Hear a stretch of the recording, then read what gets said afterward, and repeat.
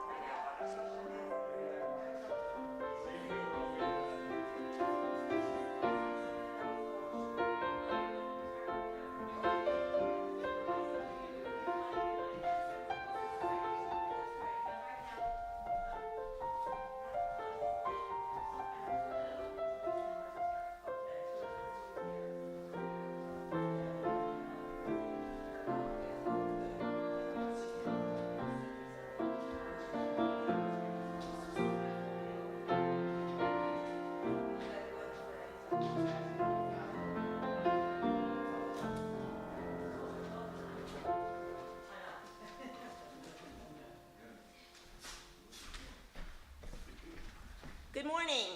Good morning. My name is Ann Pearl, and I am your worship associate today. Please rise in body or spirit and join us in singing our Song of Gathering, Just as Long as I Have Breath, which is number 6 in your gray hymnal.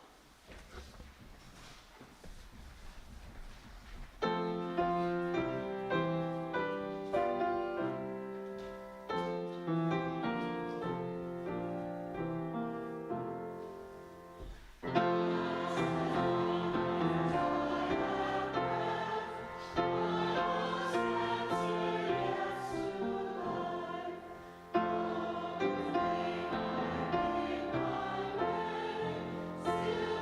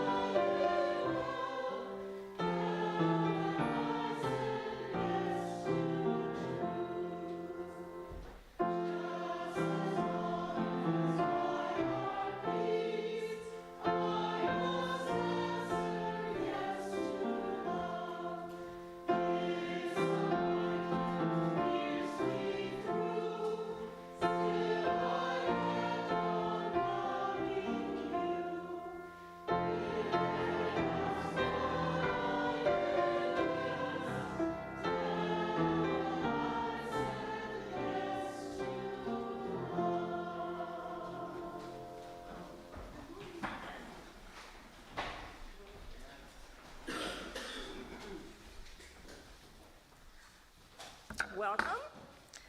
Good morning. My name is Susie Dugas, and I am a member of the Board of Trustees. Welcome to the Unitarian Universalist Congregation of the Hudson Valley. Whether you've been with this congregation a decade or more, or this is your first time visiting, we welcome you. Whatever faith and traditions of your past, we welcome you. Whatever your theological stance, we welcome you. Whoever you are and whomever you love, we welcome you. Whatever your heritage, we welcome you. We respectfully acknowledge the territory on which our church building sits as the ancestral homeland of the Munsee, Lenape, and Wampanoag people.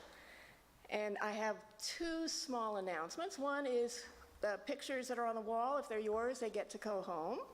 And the second is our next art exhibit is going to be travel. So anybody that would like to participate, if you want to bring a picture next Sunday, we will hang it up. For the most up-to-date information, please refer to our weekly e-newsletter and check our website frequently. The website also is where you can find contact information for our staff, Board of Trustees, and other congregational leaders. And please join us for conversation after the service. So today, since it's so nice, we'll be gathering outside in the parking lot. And for those that are watching live stream, the link for a Zoom coffee hour can be found in the Saturday reminder in your email and on the website. If you are just recently joining us and would like to receive our weekly e-news, please email us with your name and we will make sure you are added to our e-news list. We can also answer any questions you might have.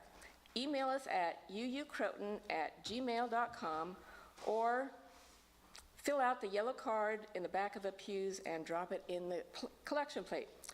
Please silence your phones at this time, and once again, we welcome you to the Unitarian Universalist Congregation of the Hudson Valley.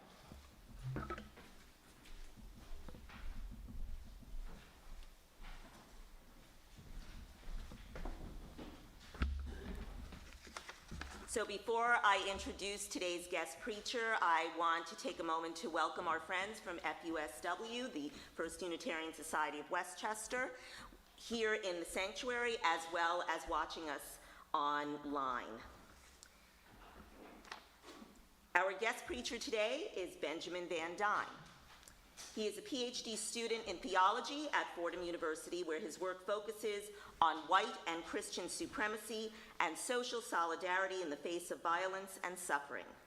He is a graduate of the University of Virginia and worked as a community organizer in Indiana, Kentucky, Virginia, New York City, and Long Island before attending Union Theological Seminary, where he graduated with his Master of Divinity. He was raised in the UU Church of Arlington, Virginia, and continues to be active in local church communities. He lives in the Bronx with his 2 children. Please welcome Benjamin Van Dyne.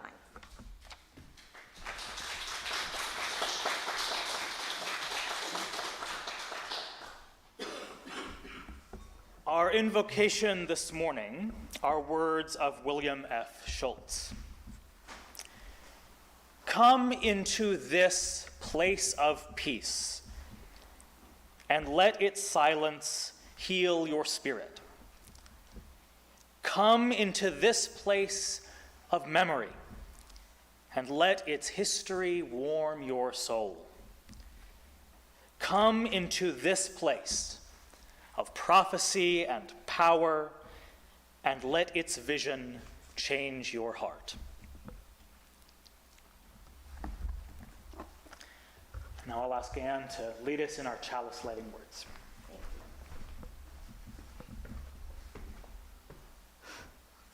Our chalice lighting today is by Christine Robinson. In our time of grief, we light a flame of sharing, the flame of ongoing life. In this time when we search for understanding and serenity in the face of loss, we light this sign of our quest for truth, meaning, and community. Now please join me in our unison affirmation, which can be found in your order of service. Inspired by love, our mission is to seek our true nature, connect deeply and openly, and act for justice.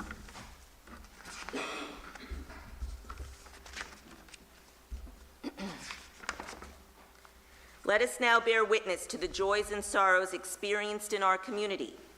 If you have a brief yet personally significant joy or sorrow that you are willing to share, please come up to this microphone.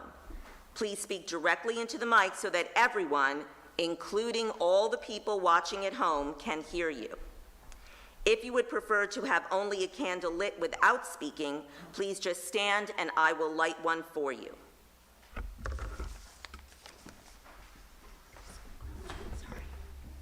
I'm Ann Summers, and I have a joy. I see Francoise sitting in the pew. Thank you.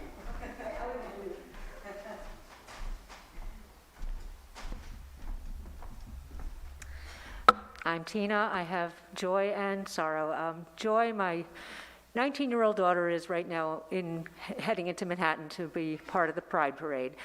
Sorrow is that she is now facing an ongoing fight for things that we thought we could take for granted. And political plug, if you're interested, there's a rally at 1 o'clock in White Plains at the Martin Luther King Plaza. So Martin Luther King Plaza in White Plains, 1 o'clock.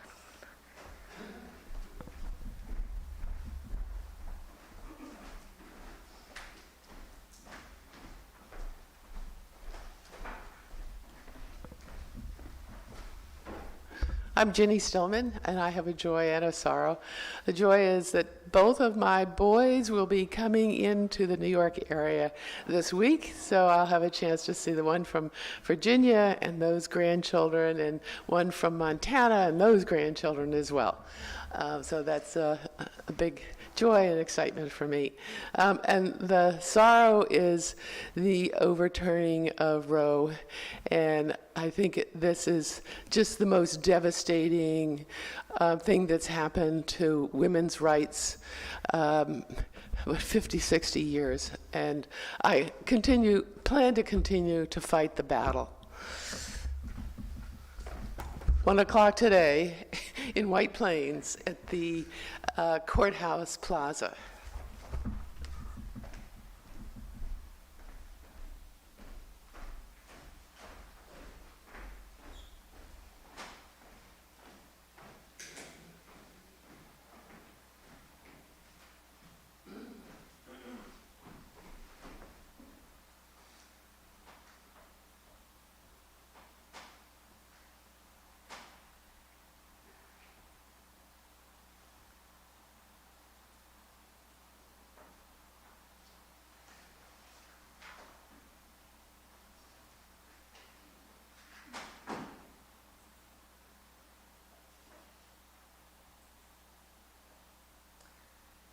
I have some additional joys and sorrows, thank you, from our friends at FUSW.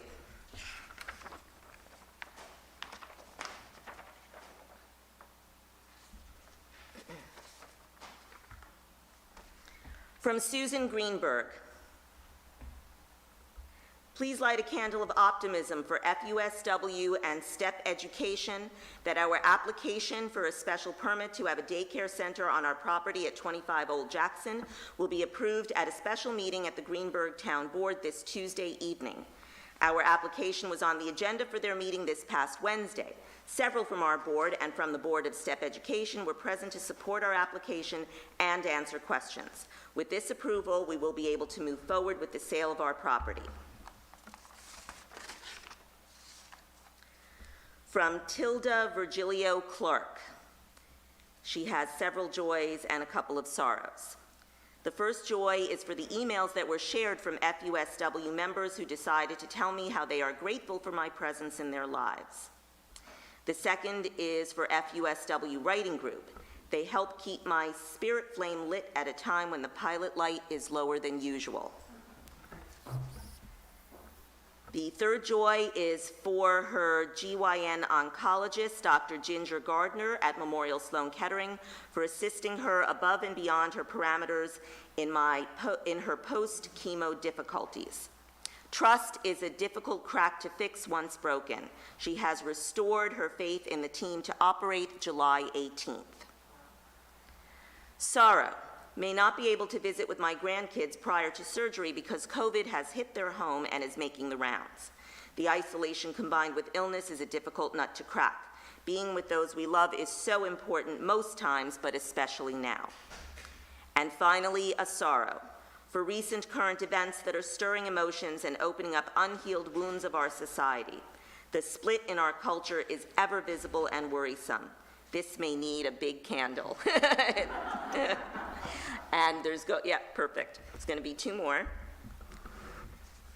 We also acknowledge all the unspoken joys and sorrows held within the sanctuary of our hearts, and all those people who have yet to find a spiritual home where they too can share their joys and sorrows.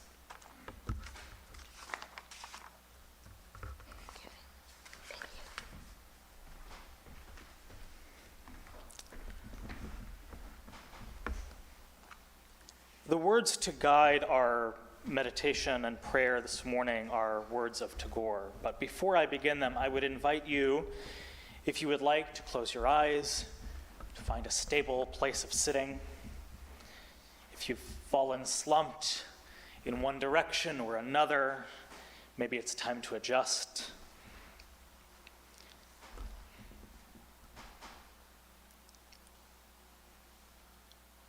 Let me not pray to be sheltered from dangers, but to be fearless in facing them.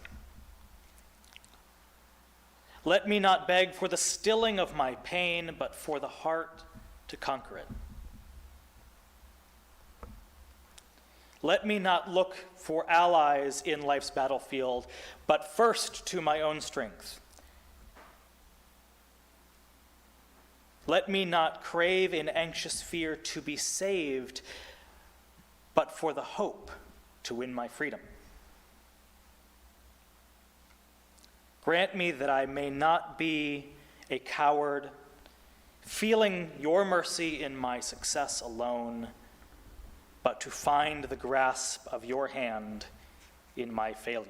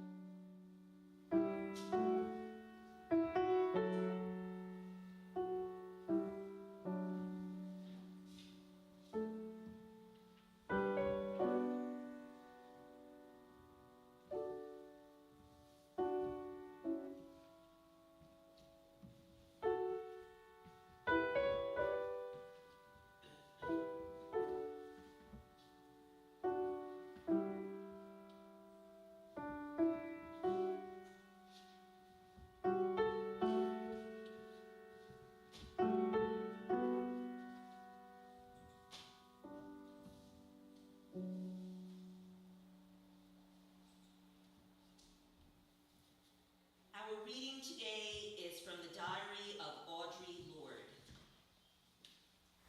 I want to write down everything I know about being afraid, but I'd probably never have enough time to write anything else. Afraid is a country where they issue us passports at birth and hope we never seek citizenship in any other country. The face of afraid keeps changing constantly, and I can count on that change. I need to travel light and fast, and there's a lot of baggage I'm going to have to leave behind me. Jettison cargo. I am listening to what fear teaches. I will never be gone. I am a scar, a report from the front lines, a talisman, a resurrection, a rough place on the chin of complacency. I am saving my life by using my life in the service of what must be done. Tonight, as I listened to the ANC speakers from South Africa at the Third World People Center here, I was filled with a sense of self-answering necessity, of commitment as a survival weapon. Our battles are inseparable. Every person I have ever been must be actively enlisted in those battles, as well as in the battle to save my life. How do I hold faith with sun in a sunless place? It is so hard not to counter this despair with a refusal to see. But I have to stay open and filtering no matter what's coming at me, because that arms me in a particularly Black woman's way. Now, please rise in body or spirit and join me in singing hymn number 162 in your gray hymnal, Gonna Lay Down My Sword and Shield.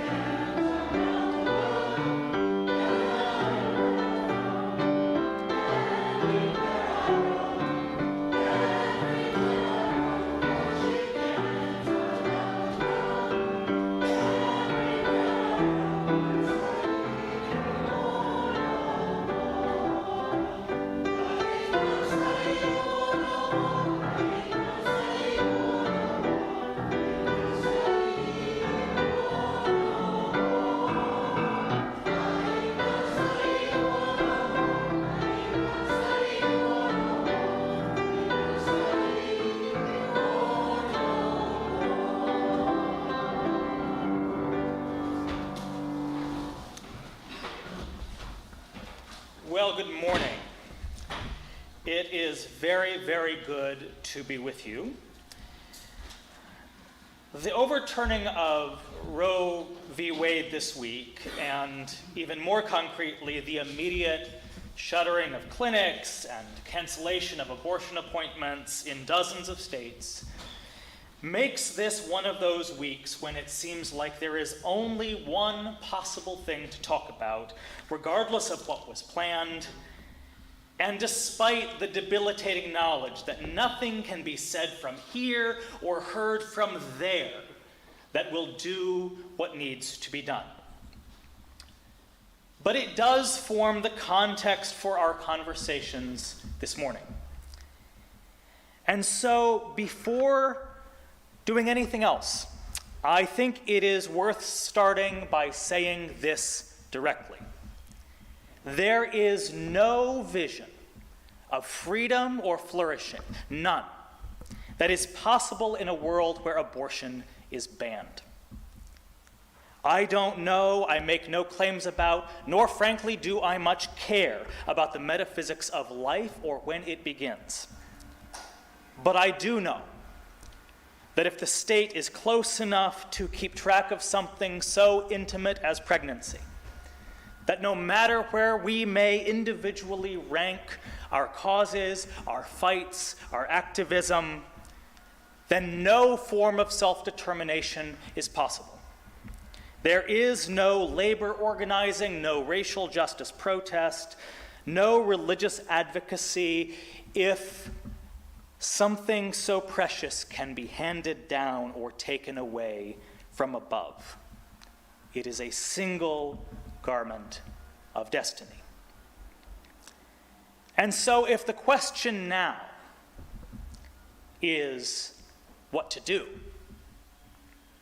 where to march, where to give, what to do concretely, maybe covertly, to assist actual people seeking abortion care, what to do to connect this fight to the other fights, the fascist panic against LGBTQ people and trans people in particular.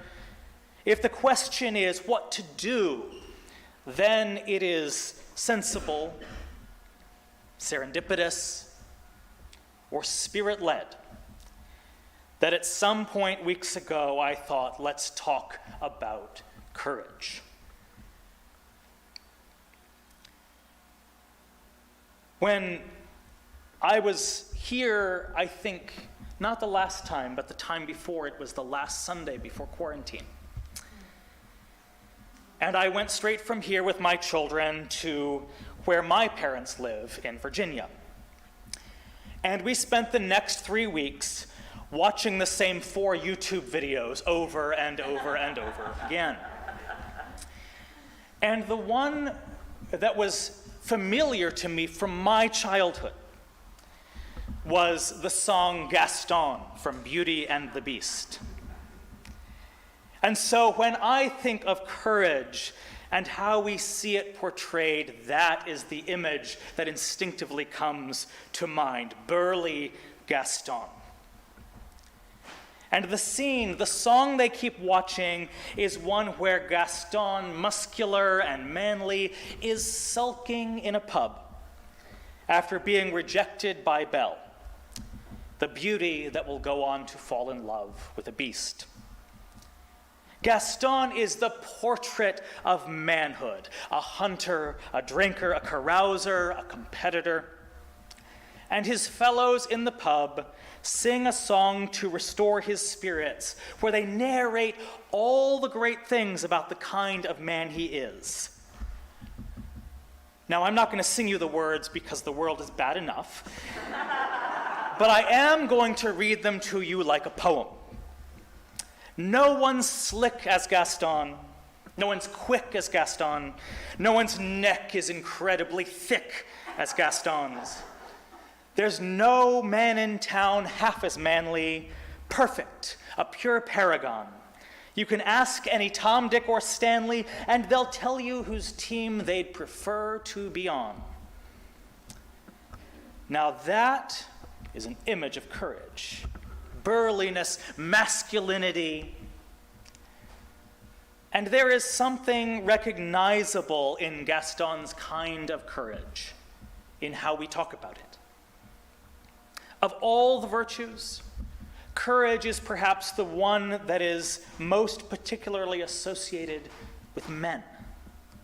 Men are to be tough and strong and therefore courageous. But that association gives us, I think, too narrow a picture of courage. A picture that sees courage as simply for violence. Thomas Aquinas, the Roman Catholic theologian, wrote that the virtue of courage is so basic that we need it to exercise any other virtue. We cannot be faithful or loving or discerning or even prudent without courage. To be honest requires courage, especially when telling the truth is difficult. To be faithful requires courage, especially when it seems irrational. Courage is the form, that is, the shape that every virtue takes. For to practice any virtue consistently takes courage's firmness of character. For Aquinas, courage is the strength of will that enables us to conquer fear. Courage is not the absence of fear, but the overcoming of it. It often happens that we know what we ought to do, but we're afraid to do it because of the consequences we may suffer as a result. Courage for Aquinas ensures that we will have the firmness of mind and of will to overcome our fear and to do what is right and good, regardless of the difficulties. But beyond the narrowness of the masculine version of courage, I am struck by the bodily metaphors we give it. A stiff upper lip, a straight backbone, a girded loin, a firm stomach. And as I say these words, my own body mimics them. I feel stiffness and straightness, firmness. But those bodily feelings don't feel like courage to me. What I feel in my body when I say those words, stiffness, straightness, firmness, feels more like the response of my body to fear than to courage. There is a portrait here of what a human being is. A will that overcomes the responses of the body. A person who gets their way, even overcoming the fear that they experience in their body. So it is not enough to say that courage is not the absence of fear, but overcoming fear. Because that is what rage is trying to do also. That is what fascism is attempting to do. That is what violence and authoritarianism is for. They feed on that tension in the body. They offer a way to release it, to transfer it to other people, to move it around, to make it useful. Now, if you think that sounds like an exaggeration, listen to these words from the next verse of Gaston. No one fights like Gaston, douses lights like Gaston. In a wrestling match, nobody bites like Gaston. For there's no one as burly and brawny. As you see, I've got biceps to spare. That's Gaston, I don't. Not a bit of him scraggly or scrawny, and every last inch of him's covered with hair. Now, I'm not going to recite Nazi poems for you, but they also speak of how the musculature and body hair and agility of Aryan Germans was superior to any other race. That's why it was such a humiliation when the black American Jesse Owens won so many medals at the 1936 Berlin Olympics. The fascist response to that was to say, well, yes, the Aryan German is biologically superior, but can't claim his destiny unless fear is overcome by will. Buck up, dear Gaston. Buck up, dear German. Let your natural superiority shine. Gaston is deeply insecure. The whole song is an effort by an entire pub of people to cheer him up when rejection by a woman renders him totally incapacitated and afraid. Gaston is burly, but he has to harness it for his will. He has to harness it and make it useful for scapegoating the beast and taking possession of his woman. To harness it for his will. The great Nazi propaganda film is called The Triumph of the Will. The pushing through overcoming those bodily responses, pushing through almost an act of violence toward one's own body, which is having all sorts of natural responses, but to hell with that, the will triumphs anyhow. So Gaston leads a mob with pitchforks, looking for the beast, the scapegoat. In a sense, he is overcoming his fear.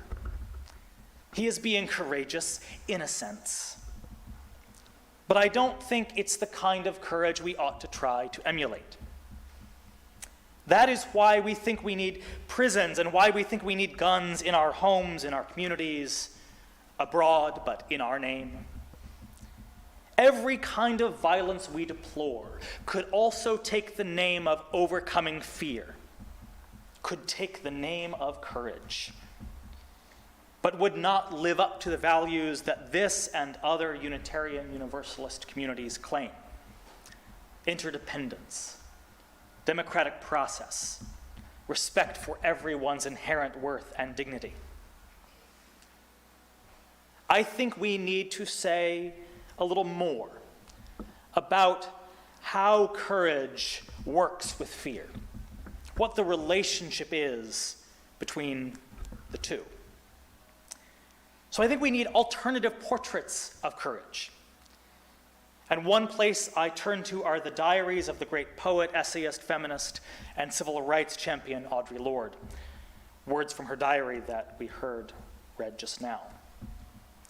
17 days before she turned 50 and 6 years after she underwent a mastectomy for breast cancer, Lorde was told she also had liver cancer. She declined surgery and even a biopsy, choosing instead to go on living her life and her purpose, exploring various alternative treatments as she continued with her planned teaching trip to Europe. And I'll read again some of what we heard just now, because I think it gives us a sense of what it looks like to work with fear. So in this diary entry penned on her 50th birthday, Audre Lorde reckons with the sudden call to confront the ultimate fear. I want to write down everything I know about being afraid, but I'd probably never have enough time to write about anything else. Afraid is a country where they issue us passports at birth and hope we never seek citizenship in any other country. I need to travel light and fast, and there's a lot of baggage I'm going to have to leave behind me. Jettison cargo. Jettison cargo. That's a different image of courage than overcoming fear. It is a letting go, a sort of detachment. By the next spring, Lorde had lost nearly 50 pounds. But she was brimming with a sort of crystalline determination to do the work of visibility and kinship across difference. She taught in Germany, immersed herself in the international communities of the African diaspora, and traveled to the world's first feminist book fair in London. I may be too thin, but I can still dance, she exults in her diary on the first day of June. She dances with her fear in an entry penned 6 days later. I am listening to what fear teaches, she writes. I will never be gone. I am a scar, a report from the front lines, a talisman, a resurrection, a rough place on the chin of complacency. Listening to what fear teaches. This is a different kind of courage from overcoming fear. She continues, when I'm open, I'm also less despairing. The more clearly I see what I'm up against, the more able I am to fight this process going on in my body that they call liver cancer. I've got to look at all my options carefully, even the ones I find distasteful. I know I can broaden the definition of winning to the point where I can't lose. So fear is not overcome, nor is it ignored. There is a sort of confrontation with reality that allows it to be present, that even treasures the fear that is experienced. The will doesn't triumph. It is in conversation, even a dance with fear. When I'm open, I'm less despairing, Lord writes. Here, too, there is a portrait of what a human being is. If Gaston's portrait is of the human being as a will triumphing over a body, Lord's is a will that lives in the body, lives as a body, is a body that discerns in its own flesh. Think of an alternative world in which Gaston's response to rejection by Belle is not sulking, not leading a mob, but to reflect first on what he is actually afraid of. Where the response of his companions in the pub is not to remind him how burly he is, but to encourage him when it turns out he is not the man he wished to be. Where that fear is a companion, neither the enemy nor the boss. But no, he gets further and further away from that, with shallow congratulations, by leading the mob to violence and scapegoating, where Lord pursues greater connection. I am saving my life, she writes, by using my life in the service of what must be done. Tonight I listened to the ANC speakers from South Africa at the Third World People's Center, and I was filled with a sense of self-answering necessity. Every person I have ever been must be actively enlisted in those battles, as well as in the battle to save my life. How do I hold faith with sun in a sunless place? Lord asks. It is so hard not to counter this despair with a refusal to see. But I have to stay open and filtering, no matter what's coming at me, because that arms me in a particularly black woman's way. So there is a kind of equanimity there, a kind of attachment to reality. Imagine again Gaston at the pub.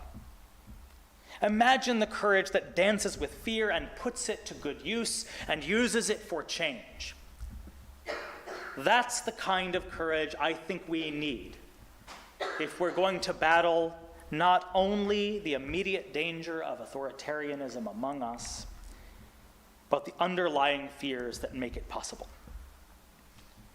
The universe where Gaston can do that is not one where he is alone. It is the universe where he is with other people, brought along by them, challenged and comforted, but not indulged. That's the model we have for courage we can give one another.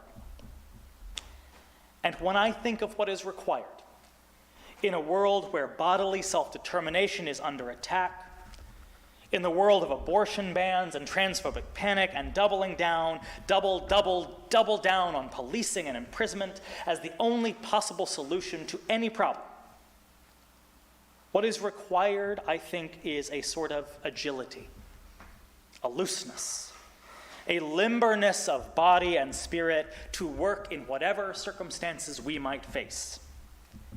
A cold and brittle resolve will not get us there in the way that a warm and flexible strength will. Lingen. It sounds like a kind of IKEA furniture. But it's the stuff in wood that gives the fibers its stiffness. It's the stuff that holds together the straws, the fibers of the wood. And it's the thing that steam softens up so a woodworker can bend the wood and give it shape. I imagine hot glue among a bundle of straws. Our courage can be like that, linginous, capable of bending with warmth and assuming the shapes it needs to, rather than only the straight lines we think it should be capable of. So I close with these words from Wayne Arneson, these words that appear in our shared hymnal. Take courage, friends. The way is often hard, the path is never clear, and the stakes are very high. Take courage, for deep down there is another truth. You are not alone. So it is, and so may it be. Amen. And now please rise in body or in spirit and join in singing our hymn, number 347 in the gray hymnal, Gather the Spirit.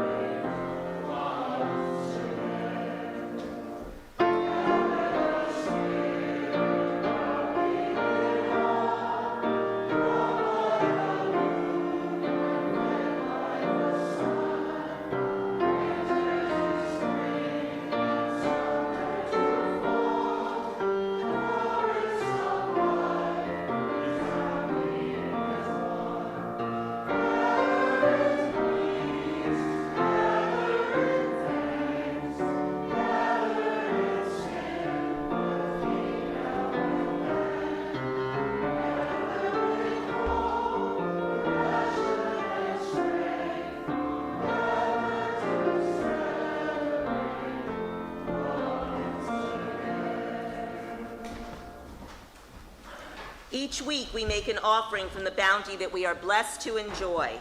We do this in a spirit of love and generosity, aware that we have benefited from those who have gone before, those who in their turn gave generously. Our offering goes to support the work of love and justice undertaken by this community.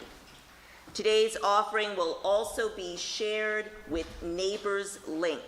Please refer to our e-newsletter or website for more information. You can make your donation in several ways. If present in the sanctuary, you may give cash or a check in the offering plate as it comes by. You may also scan the QR code in your order of service. From your homes, you can make your donation via credit card or PayPal using the links provided in the e-newsletter. Please remember to give a little extra to compensate for the 3% surcharge. Or, if you prefer, you can always mail us a check. The offering will now be given and gratefully received.